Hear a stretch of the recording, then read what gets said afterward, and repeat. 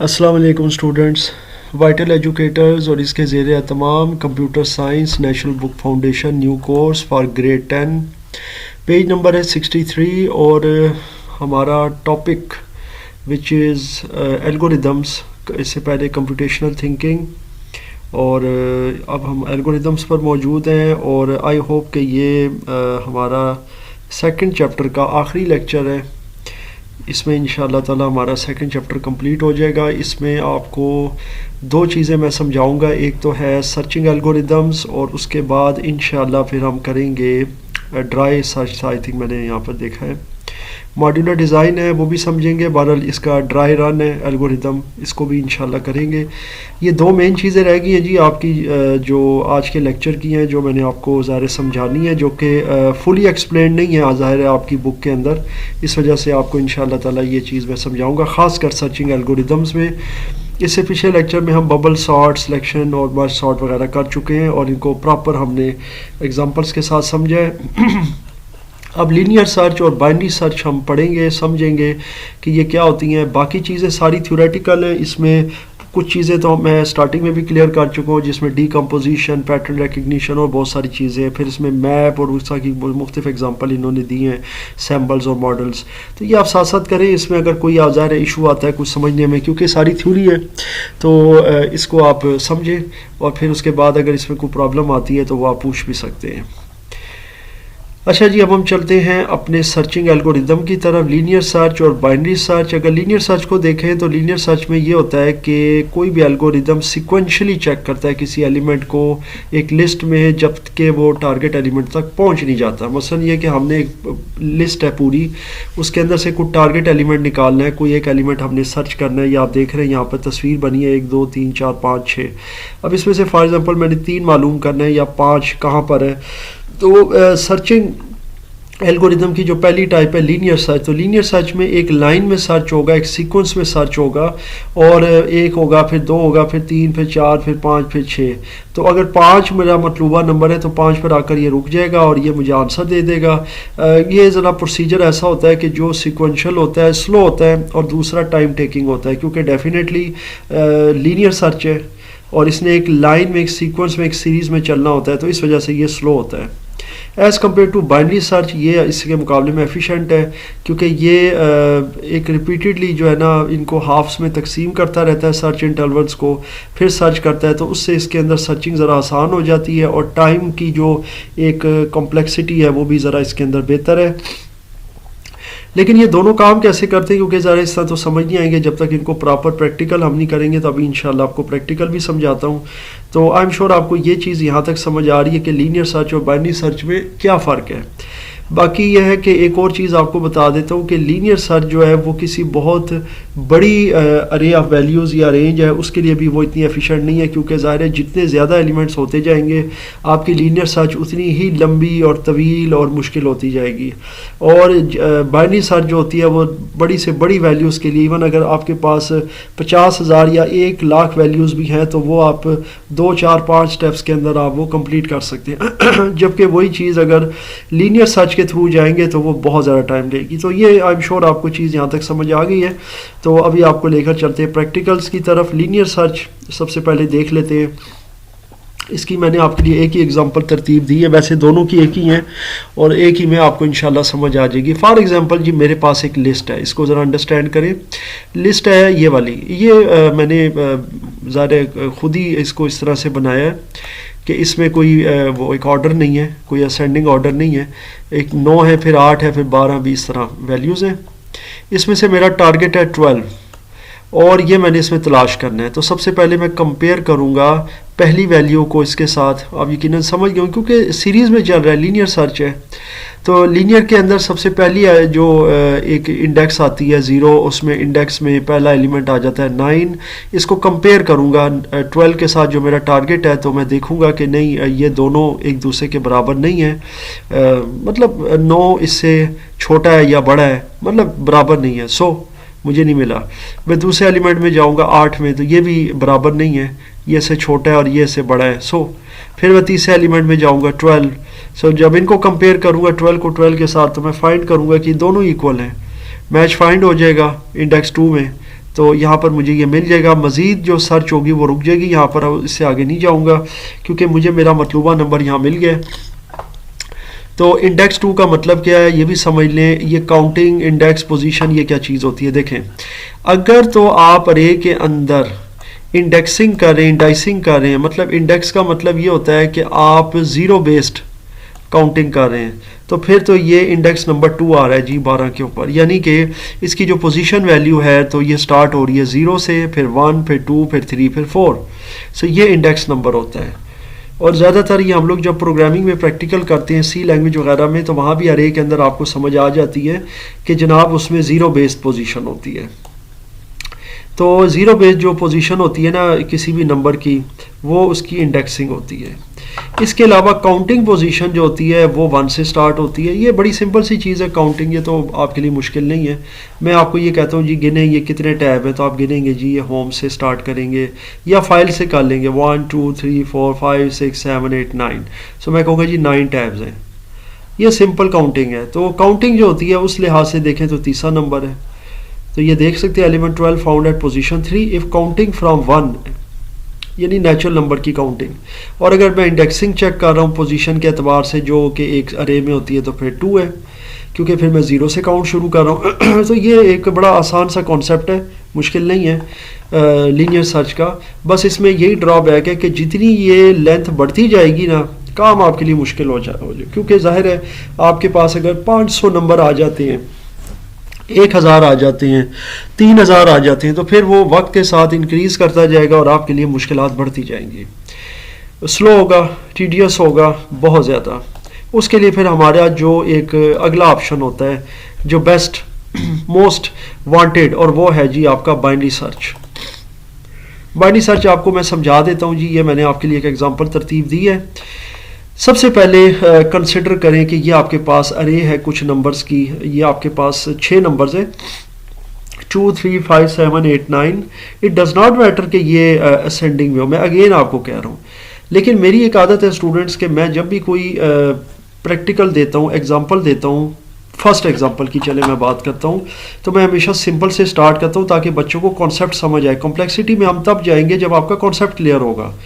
ये बात मैं अक्सर अपने रिफॉर्म लेक्चर्स में भी करता हूँ कि एक टीचर का काम ये होता है सबसे पहले कि वो बच्चे को कॉन्सेप्ट दे किसी चीज़ का, ना कि वो कॉम्प्लेक्सिटी में धकेल दे कि जनाब इसको यूँ और इस तरह। और फिर इसीलिए अक्सर टीचर्स का मेथड बड़ा मुश्किल होता है। वो वजह ये होती है, इसमें ये नहीं होता कि वो क्वालिफाइड नहीं होते, वजह ये होती है कि उनका मेथड जो होता है ना वो कुछ ऊपर के लेवल का होता है और वो बेसिक्स को लेके बच्चों की नहीं चल रही होती। हम सबसे पहले ये एक सवाल देखेंगे, इसमें सिंपल वैल्यूज़ मैंने डाली है, कोई बहुत बड़ी वैल्यूज़ नहीं डाली, और असेंडिंग ऑर्डर में भी रखा है ताकि आपको समझने में मुश्किल ना हो, कॉन्सेप्ट पहले डेवलप करना है।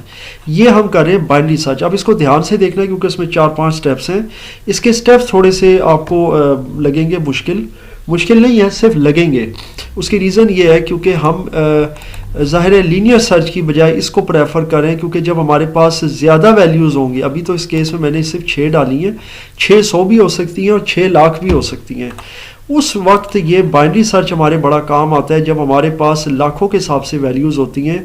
तो फिर लीनियर के मुकाबले में बाइनरी सर्च जो होता है ना वो टाइम सेविंग और टाइम कीपिंग होता है। यूँ समझ लें कि ये 2 4 5 स्टेप्स के अंदर 1 लाख वैल्यूज़ को भी वो आराम से निकाल देता है, कोई प्रॉब्लम नहीं होती बनिस्बत लीनियर के, क्योंकि लीनियर ने तो फिर 1 लाख से गो थ्रू होके चलना है। और अगर हमारा मतलूबा नंबर जो है वो 80,000 या 85,000 नंबर पर आ रहा है तो फिर आप उससे सोच लें कि उससे पीछे कितने नंबर आपको पास करने पड़ेंगे। तो वो लीनियर सर्च इस लिहाज से बहुत लंबी हो जाती है और बहुत मुश्किल हो जाती है। उसके मुकाबले में बाइनरी सर्च का प्रोसीजर थोड़ा सा ट्रिकी है, लेकिन ये मेथड बड़ा टाइम सेविंग है। अब आपको मैं समझाता हूँ मेथड क्या है। देखें जी, सबसे पहले ये अरे है, मैं आपको अगेन थोड़ा सा पहले लीनियर सर्च का देता हूँ मिसाल के तौर पर, यानी फॉर एग्जांपल। अब इसको समझे, मैंने सर्च करना है नंबर कौन सा जी, 7। मैंने 7 नंबर सर्च करना है। अच्छा जी, अब मैंने अगर 7 नंबर सर्च करना है तो मैं क्या करूँगा, मैं फर्स्ट ऑफ ऑल ये देखूंगा लीनियर सर्च में स्टूडेंट्स, मैं 2 को कंपेयर करूँगा 7 से, क्योंकि मैं स्टार्टिंग कर रहा हूँ 0 इंडेक्स है, 0 1 2 3 4 5। इंडेक्सिंग इसकी 0 से स्टार्ट हो रही है, 5 तक जा रही है। ये अब आपको समझ आ गई है। तो मैं 0 से स्टार्ट करूँ, 0 के ऊपर मेरे पास 2 मौजूद है, 2 को कंपेयर करूँगा 7 से, दे आर नॉट इक्वल। चलो जी मैंने स्किप कर दिया, मैं अगले इंडेक्स पे चला गया। अगले इंडेक्स पे मेरे पास 3 नंबर मौजूद है, कंपेयर करूँगा 7 से, नहीं है जी दोनों इक्वल नहीं है, ये बड़े छोटे हैं एक दूसरे से, लिहाजा इसको भी मैंने फारिग कर दिया। अब मैं आता हूँ 5 में।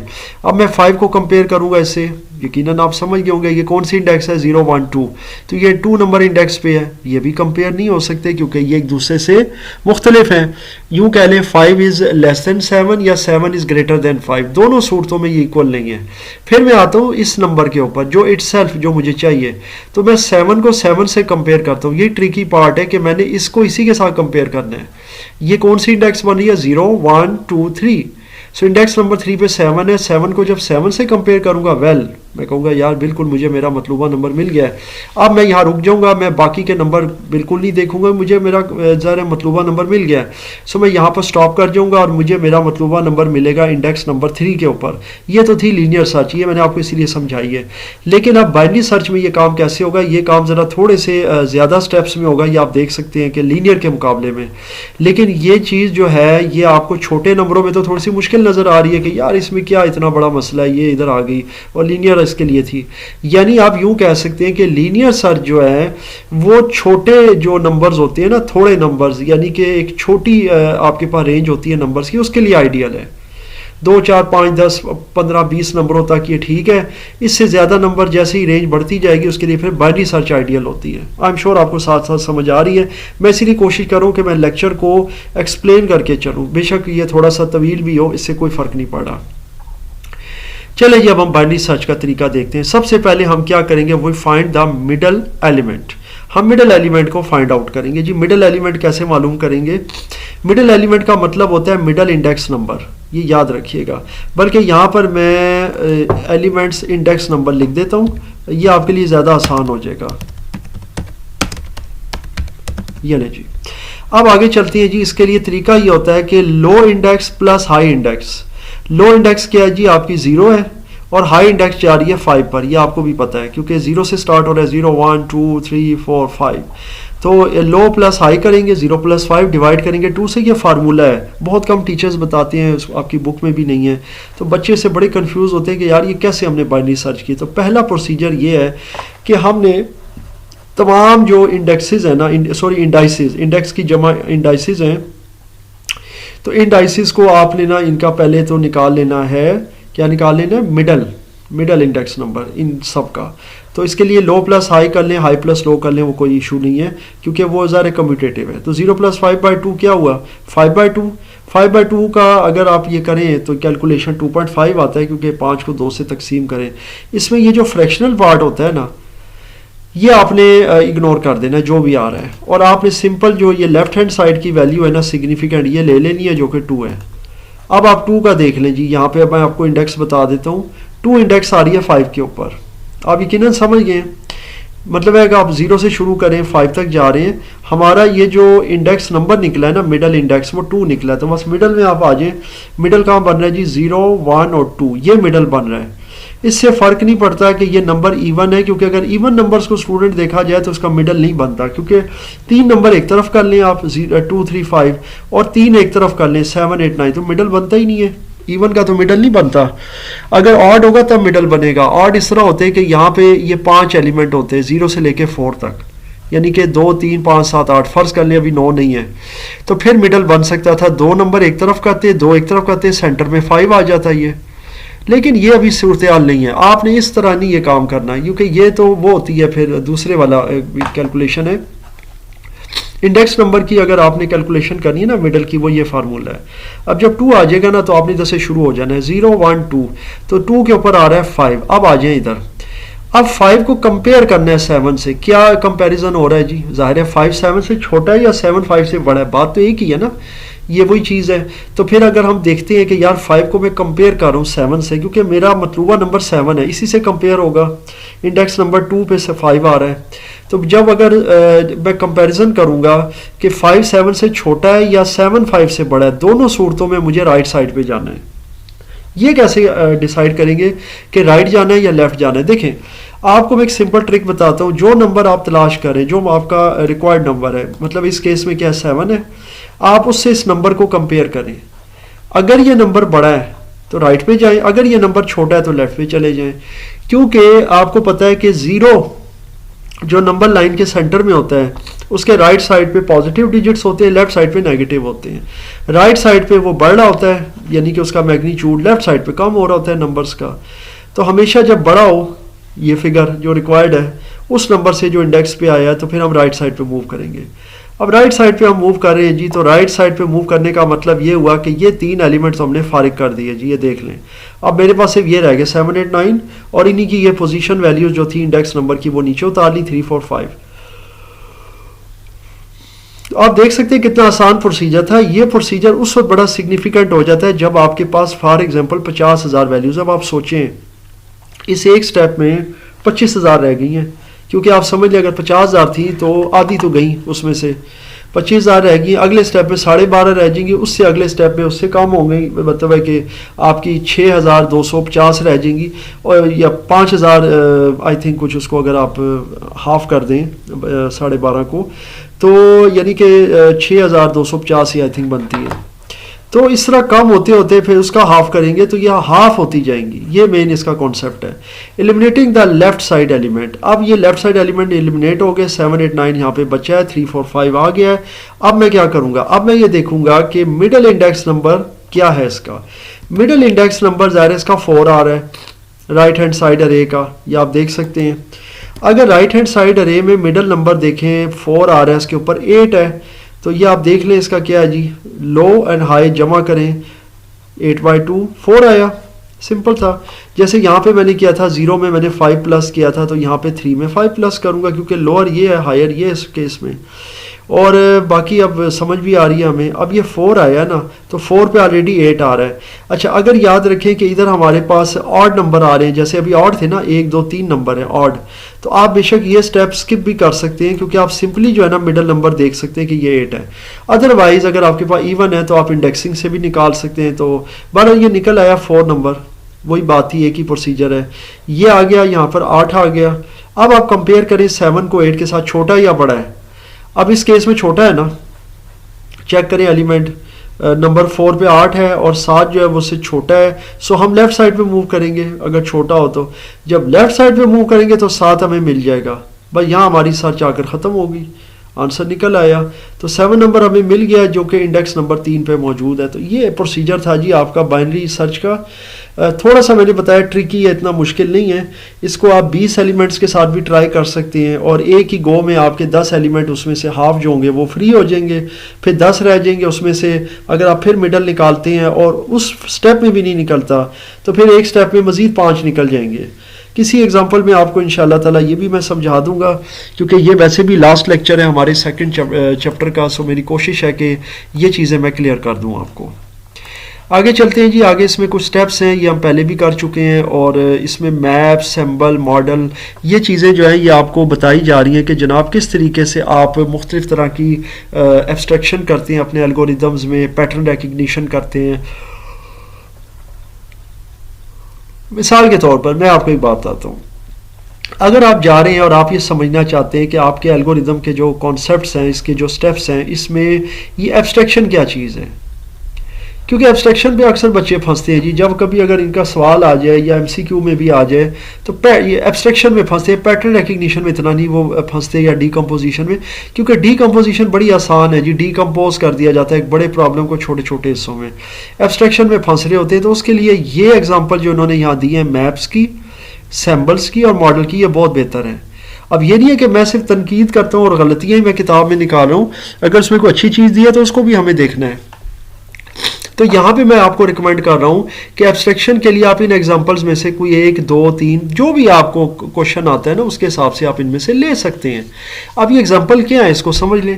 देखिए मैप जो होता है ना, मैं आपको पहले ब्रॉडर सेंस में तीनों चीज़ें बता देता हूँ कि ये क्या है। मैप जो है ना स्टूडेंट्स, ये जैसा गूगल मैप होता है आपका, जब आप बाइक पे या गाड़ी पे जा रहे होते हैं और आप अपने मोबाइल के ऊपर जो है ना वो खोल लेते हैं ट्रैकर, और वो देखते हैं कि आप कहाँ कहाँ से गुजर रहे हैं, आपने अपनी डेस्टिनेशन पे कहाँ पहुँचना है, आप लोकेशन लगा लेते हैं, ये वो मैप है। तो होता ये कि जब आप मैप यूज़ करते हैं ना, चाहे वो मैप आपके कागज़ के ऊपर हो, यानी कि एक फ़िज़िकल हालत में आपके पास हो, हम मैप देखते हैं, आर्मी वाले मैप देखते हैं, उस पर वो उन्हें कहीं जाना होता है, तो उसमें ये होता है कि हम छोटी छोटी जो चीज़ें होती हैं ना, डिटेल उसको छोड़ देते हैं, हम मेन फोकस करते हैं रोड्स पे और मुख्तलिफ बड़ी बड़ी जगहों पे, जिसको लैंडमार्क्स कहते हैं। और छोटी छोटी चीज़ें जो होती हैं ना, माइनर डिटेल, उसको छोड़ देते हैं, जैसे कोई दरख्त है, कोई और छोटी कोई चीज़ है, कोई घर है, कुछ तरह। तो आप समझ गए होंगे, इसको एब्स्ट्रैक्शन कहते हैं। एब्स्ट्रैक्शन में यही होता है कि माइनर डिटेल जो अननेसेसरी होती है उसे छोड़ देते हैं, उसे हम यूँ कह सकते हैं कि एक्सट्रीनियस डिटेल कहते हैं, वो निकल जाती है। एक्सट्रीनियस का लफ्ज़ मैं इससे पिछले लेक्चर में भी बता चुका हूँ। सैम्बल में आ जाए, सैम्बल वही है जैसे अगर हम स्मार्टफोन यूज़ कर रहे हैं तो उसमें हम मुख्तलिफ कोड, सैम्बल और आइकन्स वगैरह यूज़ करते हैं, और फिर बहुत सारे प्रोसीजर होते हैं हमारे सामने। अब ये आ रहे हैं तो इसमें से मैं इस वाले पे क्लिक करूँगा, जैसे कहते नहीं अक्सर इधर क्लिक करें, यहाँ क्लिक करें। अब ये देखें, ये बहुत सारे फ़र्ज़ करें मुझे आइकन नज़र आ रहे हैं एब्स्ट्रैक्शन में, या आप देख लोगे इनको समझने कुछ देर के लिए कि ये जो बॉक्सेस हैं या जो मॉडल हैं ये आइकन्स हैं। अब मैं सब पर तो नहीं स्टेप बाय स्टेप क्लिक करूँगा, मैं कहूँ ये इधर क्लिक करना है, नहीं इधर ना क्लिक करें जी, आप इधर क्लिक करें, इधर क्लिक कर दिया। या मिसाल के तौर पर अगर आपको ये ऑप्शन चाहिए तो आप इनको छोड़ दें, आप इधर क्लिक करें, तो इसको भी एब्स्ट्रैक्शन कहते हैं। फिर इसी तरह से मॉडल्स आ गए। उसके लिए ये होता है कि अगर हम कोई हाउस कंस्ट्रक्ट कर रहे हैं तो फिर क्या करेंगे, वो फिर हम ज़ाहिर आर्किटेक्चरल मॉडल लेंगे जो सिंपल डिपिक्शन और स्ट्रक्चर लेगा, तो फिर हम उससे आसानी के साथ बना सकते हैं, बजाय वो एक एक डिटेल में जाए, क्योंकि वो डिटेल बाद में। अच्छा जी, let's consider some examples of abstraction in the field of computing. तो एब्स्ट्रैक्शन की जो एग्जांपल्स हैं वो प्रोग्रामिंग वेरिएबल में आ जाती है, फंक्शंस आ जाते हैं, ऑब्जेक्ट ओरिएंटेड प्रोग्रामिंग यानी ऊप है, ये तो खैर अभी नहीं है, आने वाले में भी चैप्टर्स में या लेक्चर्स में आएगी। तो इन सब में भी हम एब्स्ट्रैक्शन यूज़ कर रहे होते हैं। एब्स्ट्रैक्शन का मतलब यही होता है कि हम मेन ऑब्जेक्ट्स के ऊपर फोकस करते हैं और फिर काम, जैसे अभी ये देख लें, ये इससे पहले भी एल्गोरिथम्स में मैं चाय बनाने का तरीका आपको खैर सिखा चुका हूँ, तो ये उसके अंदर मुख्तलिफ चीज़ें हैं, और बजाय बहुत माइनर डिटेल्स के, जैसे ये अभी देखें ये माचिस निकाली है, फिर वो आग जलाएंगे, फिर वो इस तरह की माइनर डिटेल छोड़ दी जाती है, और सिंपल सा होता है कि जी आप पानी बॉयल करें, उसके अंदर जो है ना चाय की पत्ती, चीनी, दूध वगैरह डालें और बॉयल होने का इंतज़ार करें, और 2-3 उबाले आ जाएं, उसके बाद उसको जनाब आप 2-3 बार फेंटें, जो भी आपने करना होता है, उसके बाद उसको सर्व करें। यानी ये मैं आपको एब्स्ट्रैक्शन बता रहा हूँ, ये पूरा स्टेप नहीं है। अगर आप स्टेप में जाते हैं ना, तो फिर पहला तो ये होता है जनाब पहले चूल्हा जलाएंगे, फिर उसके बाद पैन में किसी यूटेंसिल आपके पास या जो बाउल है, जो भी चीज़ है देचकी है, उसके अंदर पानी डालेंगे, फिर उसमें ये करेंगे, फिर उसका ये करेंगे, फिर उसमें जनाब इतने चम्मच आपने चीनी डालनी है, इतने चम्मच आपने ये, अगर आप 3 कप बना रहे 5, यानी ये बहुत लंबी डिटेल है। तो चाय बनाने के लिए फिर वो एक बहुत लंबी डिटेल में हम जाएंगे, और शुगर डालेंगे, अगर आप शुगर डाल रहे हैं, अगर आप शक्कर डाल रहे हैं आप वो डालेंगे, आप गुड़ डालें, जैगरी डालें, जो भी आपकी मर्ज़ी है, व्हाटएवर। तो वो बड़ी लंबी डिटेल होती है, उसकी बजाय शॉर्ट कर देंगे तो वो एब्स्ट्रैक्शन हो जाएगा। तो आई एम श्योर आपको समझ आ गई है। बाकी ये सारी चीज़ें जो है ये आपकी थ्योरी है, इसको आपने उस तरह करना है। मॉड्यूलर डिज़ाइन जो होता है इसका मैं आपको इतना समझा देता हूँ कि देखें, फंडामेंटल पार्ट होता है किसी भी प्रोग्रामिंग का, वो ये होता है कि आप किसी प्रॉब्लम को सॉल्व कर रहे होते हैं प्रोग्रामिंग के अंदर, चाहे जिस तरह भी। अब मामला ये है कि बाज़ औक़ात हमारे पास बहुत कॉम्प्लेक्स प्रॉब्लम्स आते हैं, बहुत बड़े प्रोग्राम्स होते हैं, तो उनको हम मुख्तलिफ छोटे छोटे हिस्सों में तकसीम कर देते हैं। ये आपको कुछ मॉडल नज़र आ रहे हैं स्टूडेंट्स। अब मैं आपको एक बड़ी सिंपल सी बात आता हूँ, इनको अगर कंबाइन किया जाए तो एक बड़ी चीज़ बन जाती है। जैसे बच्चे बहुत सारे मॉडल्स और खिलौनों के साथ खेलते हैं, उन्हें जोड़ कर कोई चीज़ बनाते हैं, फिर उनको अलग-अलग कर देते हैं। जैसे गाड़ियां हम डिसमेंटल करते हैं और फिर उनको कहीं पे पार्सल करते हैं, कहीं भेजते हैं, फिर वहाँ पे जाके उनको दोबारा रीअसेंबल करते हैं।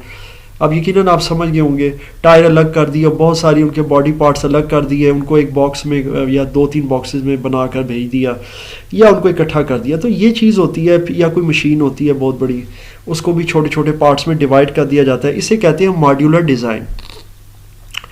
तो जब किसी बड़े पार्ट को, बड़े प्रोग्राम को ब्रेक डाउन कर दिया जाता है छोटे, यानी स्मॉलर मैनेजेबल, जिनको मैनेज कर सकें, एंड इंटरचेंजेबल पार्ट जो आपस में इंटरचेंज भी हो सकें, तो उसे कहते हैं मॉड्यूल्स। यानी कि एक प्रोग्रामिंग के अंदर जो फंक्शंस या मेथड्स होते हैं उन्हें मॉड्यूल कहते हैं, जो अलग अलग कोई भी फंक्शन परफॉर्म कर रहे होते हैं। और फिर जाहिर है ये आगे आपको उन्होंने पाइथन की भी कुछ एग्जांपल्स दी हैं, जैसे वेब डेवलपमेंट है, उसमें बहुत सी सर्विसेज हैं, कंपोनेंट्स हैं, उनको आप अलग अलग डिफाइन कर सकते हैं। तो ये बाकी आप पढ़ेंगे, आपको इंशाल्लाह ताला खुद समझ आ जाएगी।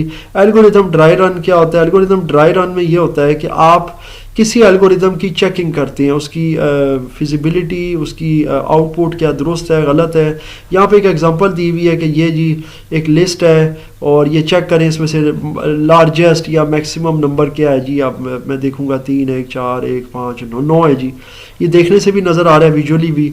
लेकिन विजुअली जो होता है ना स्टूडेंट्स, मैं पहले भी एक चीज़ कह चुका हूँ कि विजुअली आपको सिर्फ वहाँ समझ आती है जहाँ कोई छोटी अरे हो या छोटी, जैसे आप देखें ना, ये मेरे ख्याल से 8 नंबर्स है जी। तो 8 नंबर्स में आसान था मेरे लिए देखना। अगर मुझे कोई छोटा भी कहेगा तो मैं कहूँगा जी 1 है, और बड़ा कहेगा तो 9 है, और 1 और 9 के बाद जो उससे अगला फिगर आता है, अगर कोई और छोटा देखें तो मैं कहूँगा 2 है। यानी आसान है मेरे लिए सर्च करना। लेकिन यहीं यहाँ पे 20 30 50 100 नंबर जैसे जैसे ज़्यादा इंक्रीज़ होते जाएंगे, वहाँ विजुअली उसको मेरे लिए देखना इम्पॉसिबल होता जाएगा। तो फिर वहाँ आपको पता है हम बहुत से मेथड यूज़ करते हैं, लीनियर सर्च, बाइनरी सर्च और इस तरह की चीज़ें। तो ड्राई रन में इसको चेक किया जाता है, एक एक एलिमेंट को कंपेयर किया जा रहा है। ये बहुत आसान चीज़ है। ड्राई रन में ये होता है कि वो एलिमिनेट करते जाते हैं जो हमारे लिए एक्सट्रीनियस होती हैं, और जहाँ पे हम देखते हैं कि जो चीज़ हमें मिल गई है, सो हमें रिज़ल्ट वहाँ पे हम देख लेते हैं जी, आ गया। सो ये चेकिंग है, और ये इसका ड्राई रन, और ये टेबल आ गया इसका। आसान सी चीज़ है, इस टेबल को समझना भी कोई मुश्किल नहीं है। इसमें स्टेप्स, उसके बाद एलिमेंट्स, उनका काउंटिंग, उनका इंडेक्सिंग, ये सारा कुछ दे दिया जाता है, और उनका सारा जो भी एक लॉजिक होती है कि जनाब कैसे कंपेयर करना है। सो ये था जी हमारा चैप्टर नंबर 2 का आखिरी लेक्चर, और उम्मीद है कि आपको समझ आया है और आपने ये चैप्टर माशाल्लाह इंजॉय भी किया होगा।